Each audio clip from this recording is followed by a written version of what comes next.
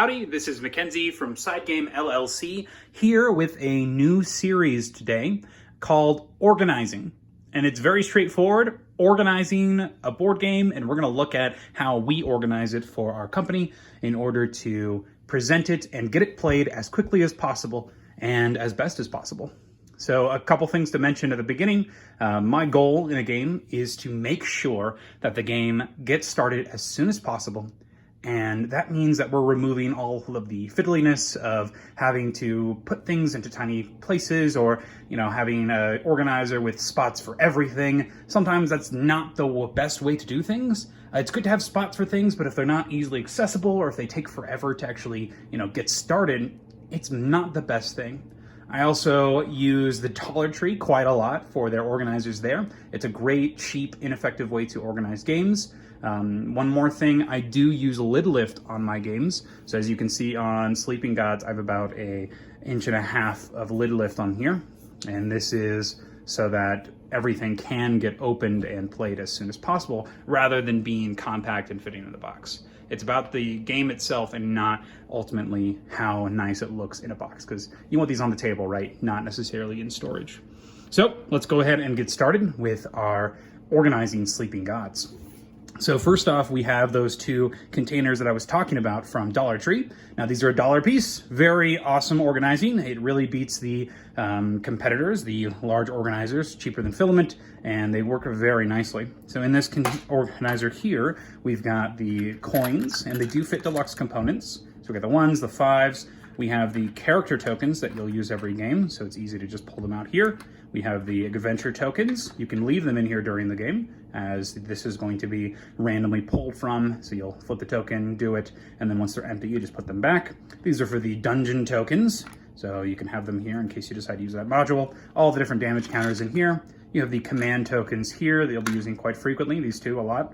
You have the action counters, the manticore itself, and the ship action, along with random story counters. These are here because you do use these every game, so easy to just pull out.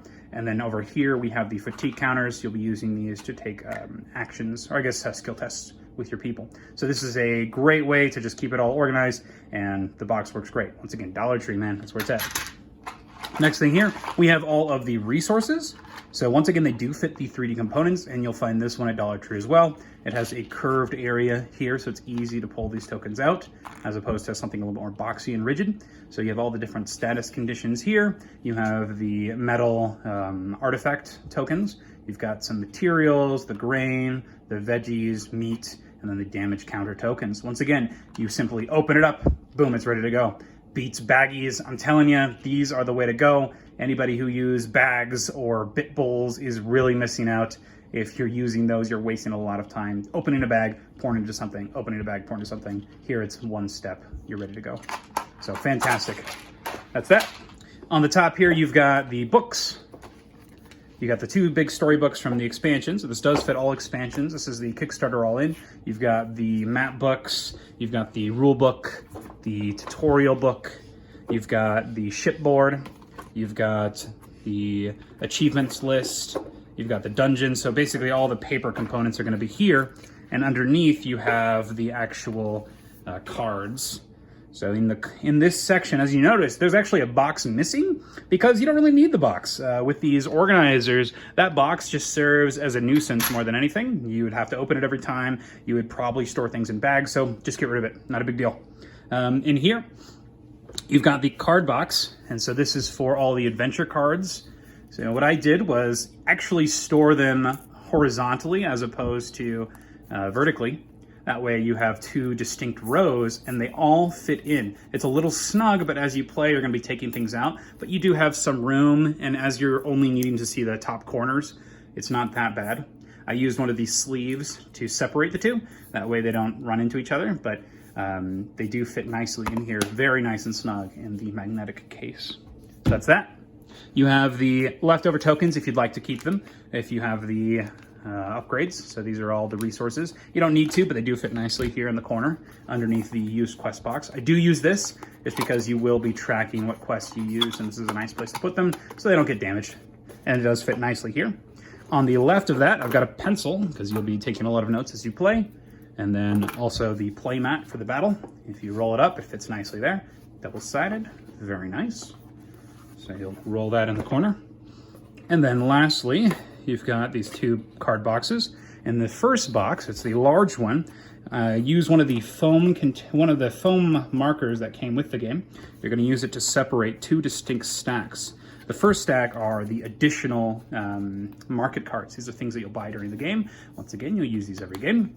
You've got the port tile, and that's just a reminder. You'll put that on top. Afterwards, you've got on the right here, you've got all the monsters. Once again, something you'll use every game. All this stuff in this box, you'll just open up every time.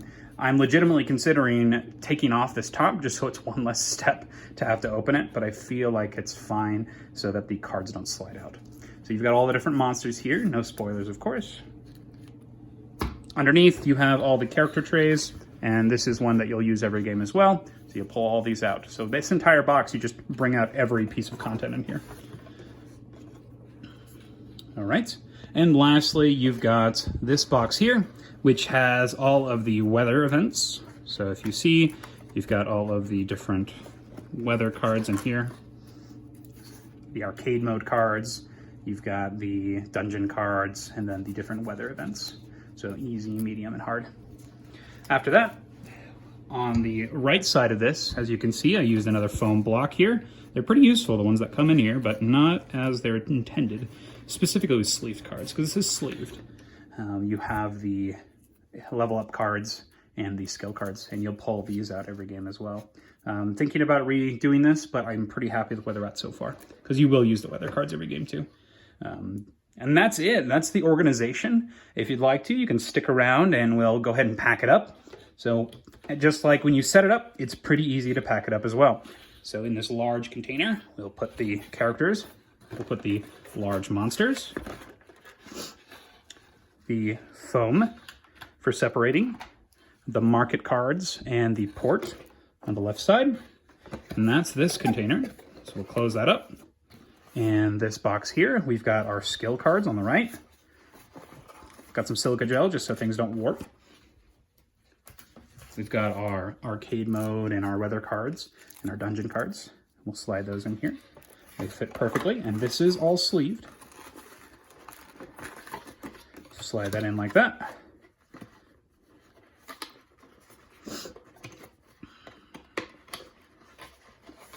Yeah, I'm not a fan of these tuck boxes, honestly, but they do look cool, so I'll give them that. You put the mat, roll it up, put that in this section with the pencil down there, and it fits nicely in that empty space. Okay, you got the used quests, you got all the adventure and quest cards here. There's the bottom layer. The next layer, you'll put the adventure board, all the paper components and the book. You've got the